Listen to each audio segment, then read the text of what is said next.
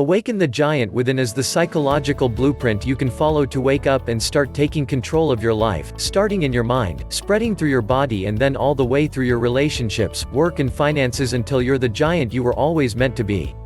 Here are 3 lessons to help you feel more in charge of your life than ever before. Associate bad habits with pain and good ones with pleasure.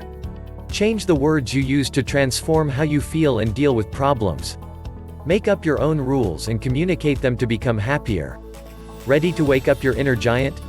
Let's do it. Lesson 1. Associate bad habits with pain and good ones with pleasure.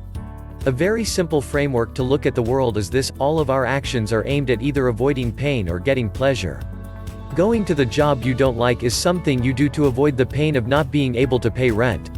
Listening to your favorite song should lift your mood. And so on. You can use this framework to successfully break bad habits and establish good ones. You simply have to pair bad habits with pain and good habits with pleasure. For example, if you want to quit eating chocolate, Tony says you should force yourself to sing a song you hate out loud every time you eat some. After having to sing a terrible song loudly at a packed restaurant even once, just because you ordered molten chocolate lava cake for dessert, chances are you'll easily avoid the cocoa-packed candy from then on.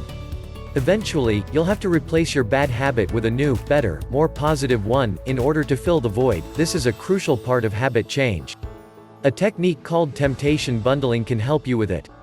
The creator, Milkman, loved the Hunger Games audiobooks, but allowed herself to listen only while working out in the gym. As a result, she worked out 6 times a week, just to find out what happens. Lesson 2. Use different words to end up in a different state of mind. If you've ever seen Tony Robbins in action, you know he's a powerful guy in every sense of the word. He's tall, big, loud, and has a very positive aura. Something you might have not picked up on is his vocabulary.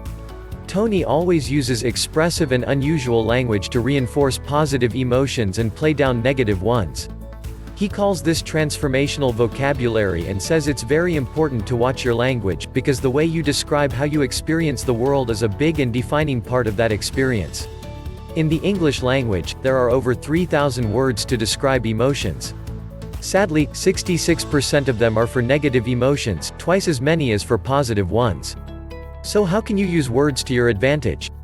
Reinforce good feelings with powerful words and play down bad emotions with less intense language. For example, instead of saying that lying in the sun makes you feel happy, you could say, "I'm in complete bliss." And instead of yelling, "This piece of junk is annoying the crap out of me," at your car that just broke down, you could say, "Well, that's a bit unfortunate." Pro tip: use unusual words to make yourself laugh at tough situations. For example, say, "I do feel a little irked at this," when you're really frustrated. Just hearing yourself talk out loud using such old-fashioned words will instantly put you in a better mood. Lesson 3. Make up your own rules and tell other people about them to increase your happiness. I'm having a long day at work today, but I know I'll feel great once I sit down on my couch after I come home. Have you ever thought something like this?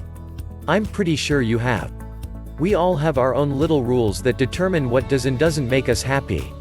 However, all too often we make up rules where we give away control. For example, "I'll be so happy if my boss tells me I did a great job with this presentation," is not a good rule to have, because you hand over your happiness to your boss, whom you can't control. So first, make up better rules. "I'll be happy if I spend at least 1 hour of focused work on this event plan," is a lot better than the rule above, because this is something you can influence. Secondly, communicate your rules as much as you can, because you can't possibly expect other people to have the same rules as you do.